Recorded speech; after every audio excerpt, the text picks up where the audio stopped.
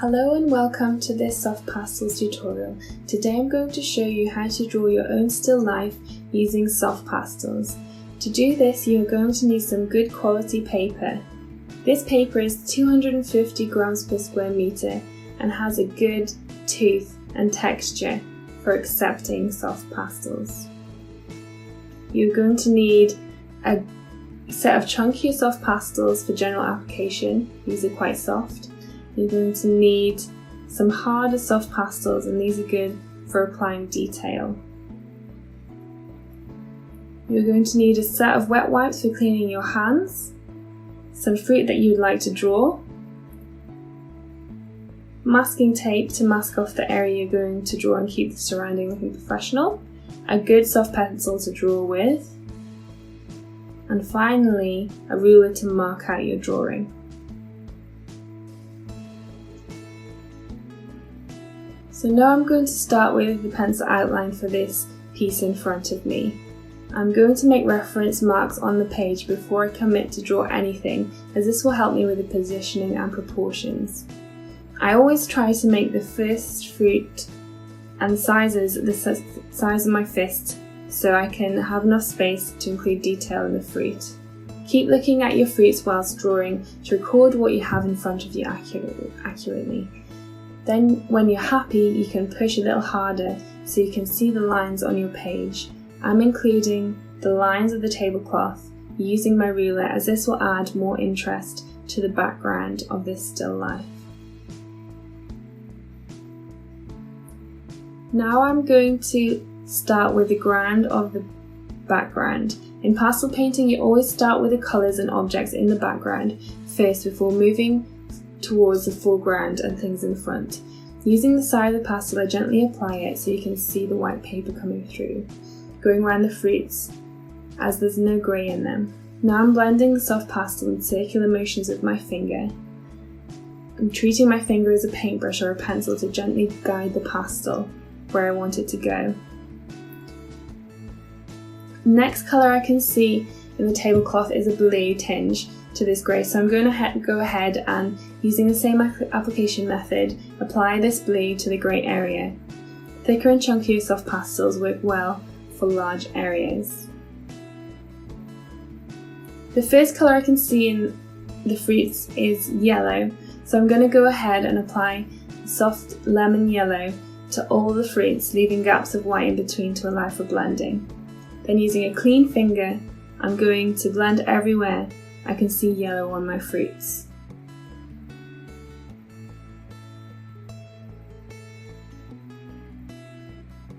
Now I'm going to start applying shadow with dark grey that harmonises with the background.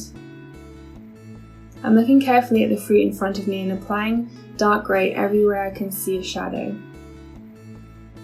This has given me an idea of where the shadow is.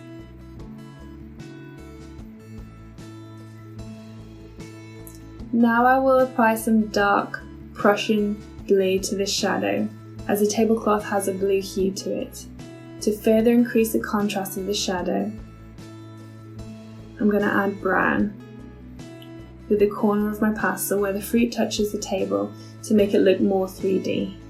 This is called the touch line and will be the darkest part of the shadow.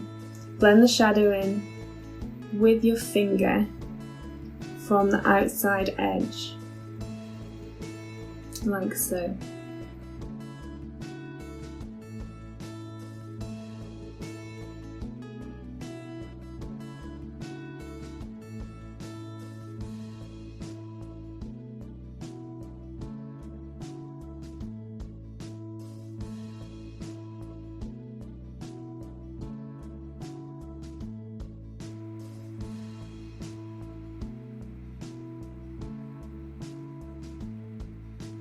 I'm going to apply more brown with the tip of the pastel to bring out the shadow and fade it out by smudging with my finger.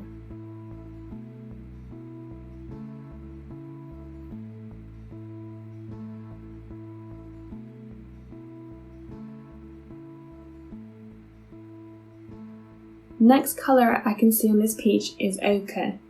I'm going to use the side of my pastel to apply this so that we get a darker yellow everywhere. I can see it in this peach.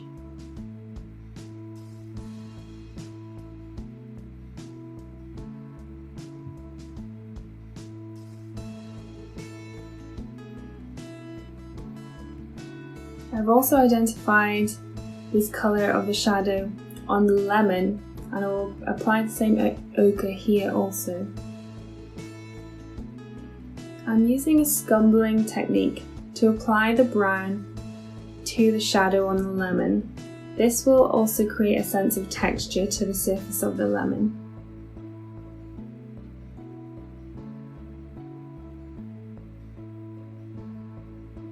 I gently blend this in and gradually fade it out so I can still see some of the brown marks.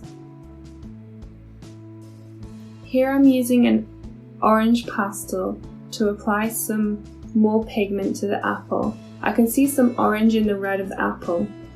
I'm gradually applying this everywhere I can see orange on the apple.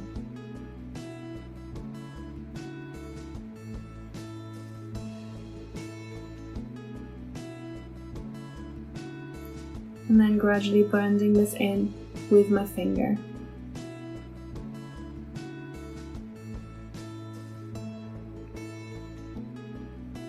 I'm applying a few touches of warm Acadian yellow for the highlights on the apple.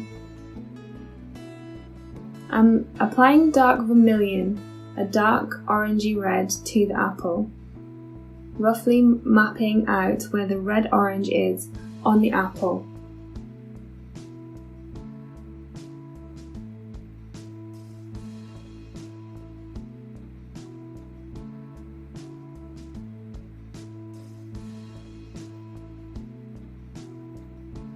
Then blending in with my finger and moving the pigment where I want it to go.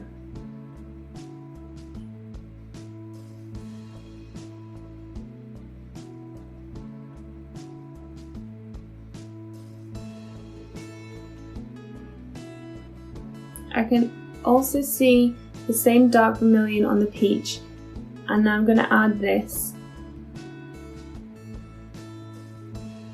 to make a richer orange for the peach. Apply more pressure for a thicker application.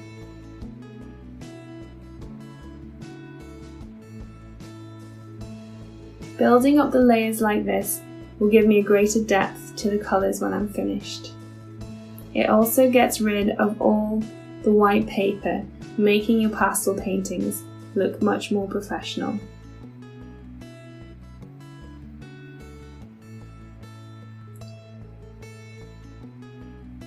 I'm using Madakani red and Blister brown to the peach to make the deep maroon colours I can see on the peach, mapping out the darkest areas in brown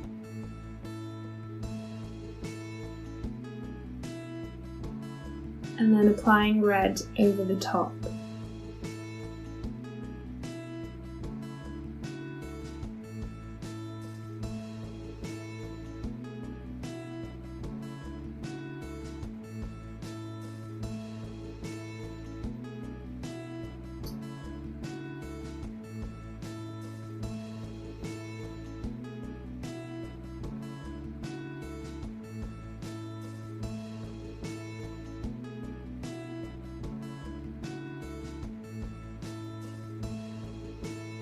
To improve the mid-tones, I'm going back in with an orange and vermilion to add more graduation between the yellow and red in this peach.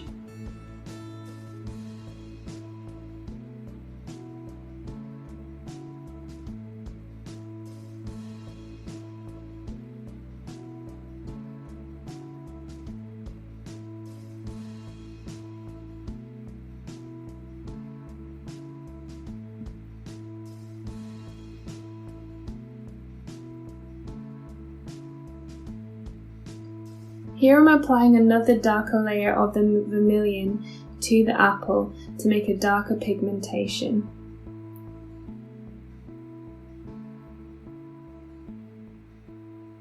I'm applying more pressure here so I have more pigment on the paper. Gradually blending it in everywhere I can see red on the apple, which is almost everywhere apart from where the highlights are.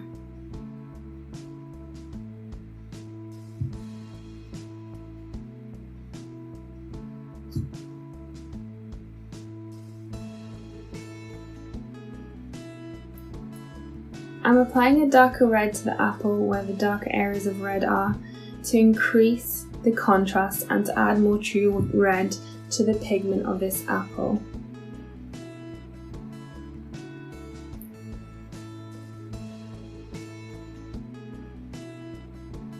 I haven't blended this in much as I realised that I could see some green in the colour of the skin, so I wanted to apply this before moving on.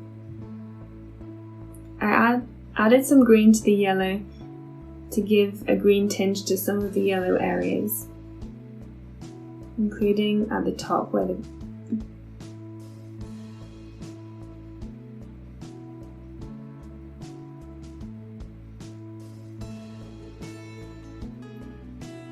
I'm applying some green dots that I can see on the skin, however I'm careful not to blend much as the red and green can make a horrible brown colour when blended. This is where the harder and smaller soft pastels are good for applying small detail, and they can rub deep into the surface of other pigments.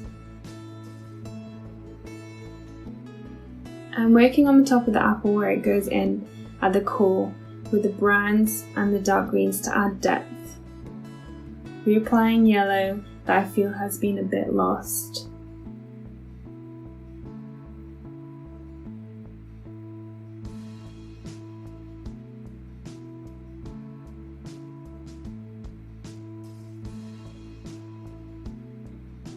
I'm darkening the red at the base of the apple with brown as it's in shadow.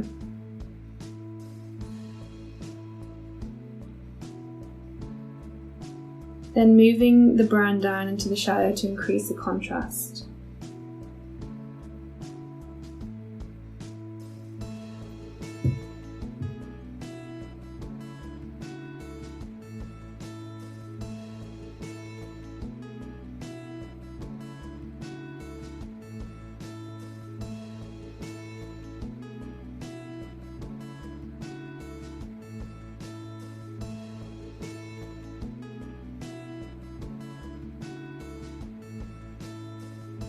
Here I'm applying yellow and red in small areas and blending carefully, looking at the object until I'm happy with the way that it looks.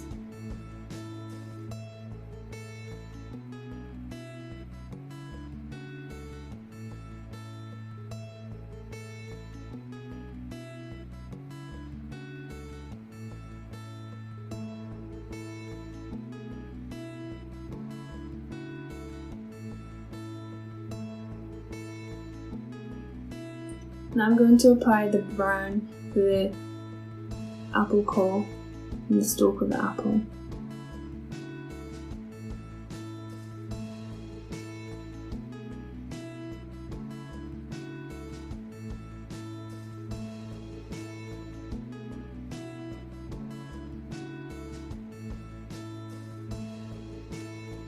And also to where the apple goes inwards at the top.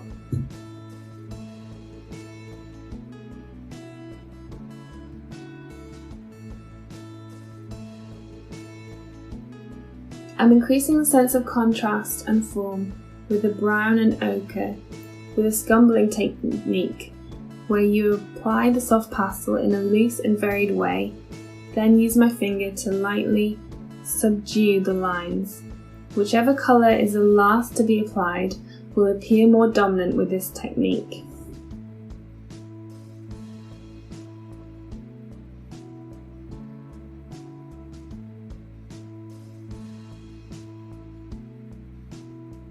I'm also using cadmium yellow to add some of the mid-tones.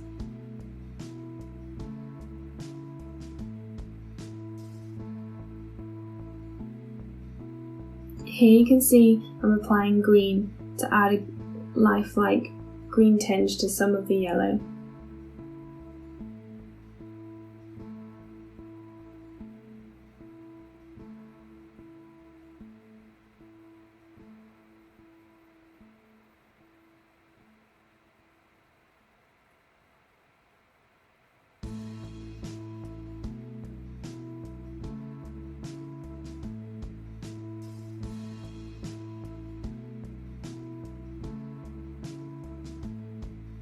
Finishing touches an important dot of brown at the end of the lemon to make it look more realistic.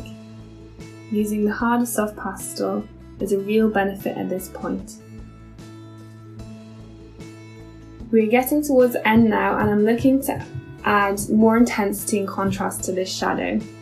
I'm extending the shadows using similar colours to the first time, applying less of the pastel the further away from the fruit the shadow goes. Gradually fade out, going around with your finger. Don't be afraid to really increase the contrast with the brown. Notice how I haven't used any black here, as this would look too synthetic and unrealistic. Stick with the colours that harmonise with your background colour. If you have a warmer colour like orange, I would expect you to use warmer browns with yellows and reds in them, as well as orange and red itself.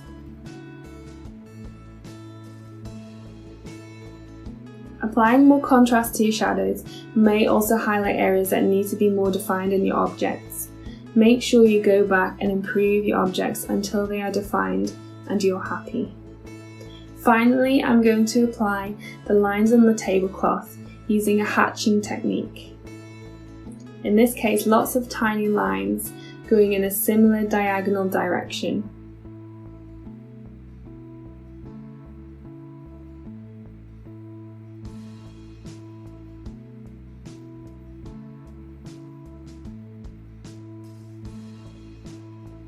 I'm going over these lines with blue to create more contrast.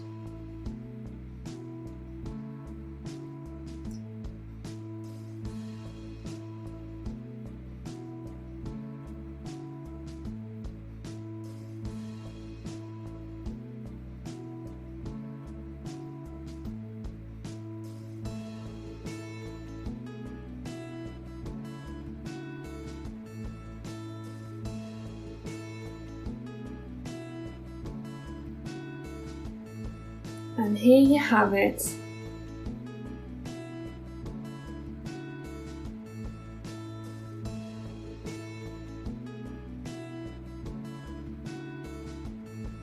I hope this gives you the confidence and knowledge you need to create your own still life pastel painting.